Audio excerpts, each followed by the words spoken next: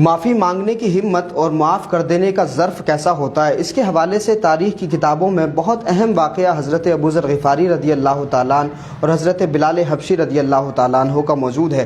حضرت ابو ذر غفاری رضی اللہ تعالیٰ عنہ اور حضرت بلال حبشی میں کسی بات کو لے کر کے تنازع ہو گیا، اختلاف ہو گیا۔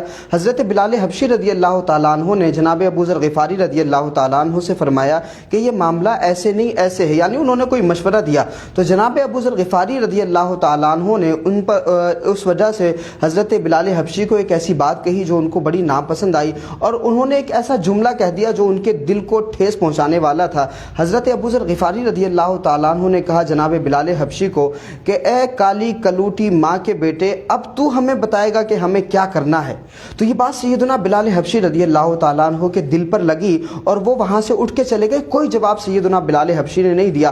رسول اللہ کی بارگاہ میں پہنچے، آنکھوں میں نمی ہے، اور حضور سے جا کر کے شکایت کی۔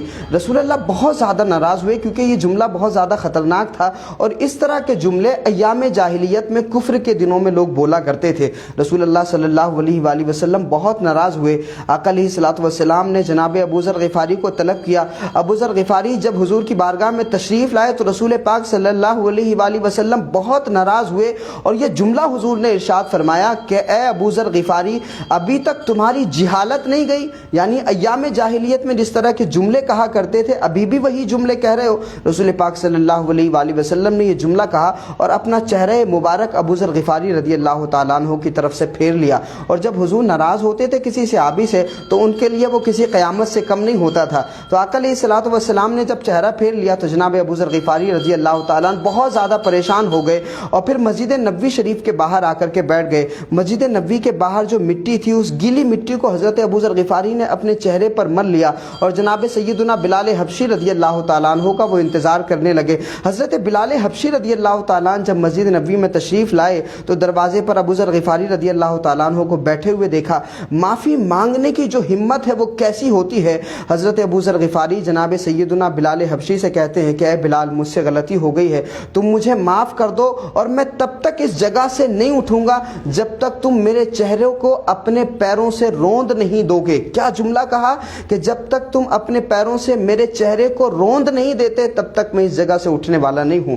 سیدنا بلال حبشی رضی اللہ تعالیٰ عنہ کی ہمت دیکھیے اور ان کا ظرف دیکھیے کہ سیدنا بلال حبشی آگے بڑھے، اور مٹی لگے ہوئے جناب ابو ذر غفاری کے چہرے پہ بلال حبشی آگے بڑھے، اور انہوں نے اسی حالت میں ان کے چہرے کو بوسہ دے دیا، ان کے چہرے کو چوم لیا، اور کہا بھائی کہ میں اس چہرے کو، بڑا تاریخی جملہ کہا کہ میں اس چہرے کو اپنے پیروں سے کیسے روند سکتا ہوں کہ جو چہرہ اللہ رب العزت کی بارگاہ میں جھکتا ہو، یعنی جو سر خدا کے سامنے جھکتا ہو، میں اس چہروں کو اپنے پیروں سے کیسے روند سکتا ہوں۔ تو جناب بلال حبشی نے اس حالت میں ہی حضرت ابو ذر غفاری رضی اللہ تعالیٰ عنہ کے چہرے کو چوم لیا اور معاف فرما دیا۔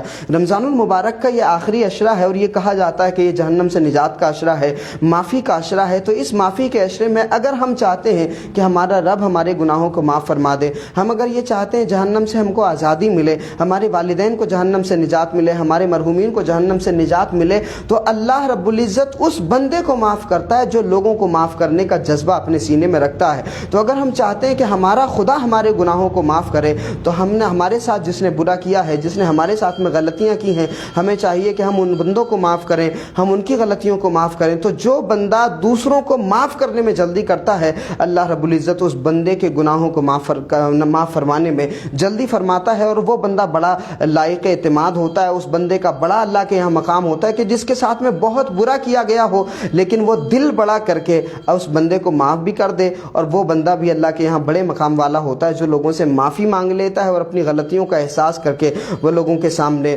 کسی بھی طرح کی شرمندگی کا اظہار کر لیتا ہے اور وہ معافی مانگ لیتا ہے۔ بندوں سے یاد رکھو کہ جو اللہ کے حق ہیں وہ اللہ معاف فرما دیتا ہے، وہ چاہے تو اس کو معاف فرما دے، لیکن جو بندوں کے حقوق ہیں اگر بندے ان کو معاف نہ کریں تو اللہ رب العزت بھی معاف نہیں فرمائے گا۔ رمضان المبارک کے یہ قیمتی لمحات اور یہ مبارک ساعتیں ختم ہونے سے پہلے رمضان المبارک میں ہی ہم اللہ کے لیے لوگوں سے معافی مانگیں، لوگوں کو معاف کریں۔ یقین جانیے کہ اگر ہم بندوں کو معاف کریں گے، ہم لوگوں کو معاف کریں گے تو اللہ رب العزت ہمیں بھی معاف فرمائے گا۔ بہت شکریہ۔ رمضان المبارک کے ان آخری لمحات میں ہمیں بھی اپنی دعاؤں میں آپ یاد رکھیں۔ اللہ آپ سب کا بھلا کرے۔ بہت شکریہ۔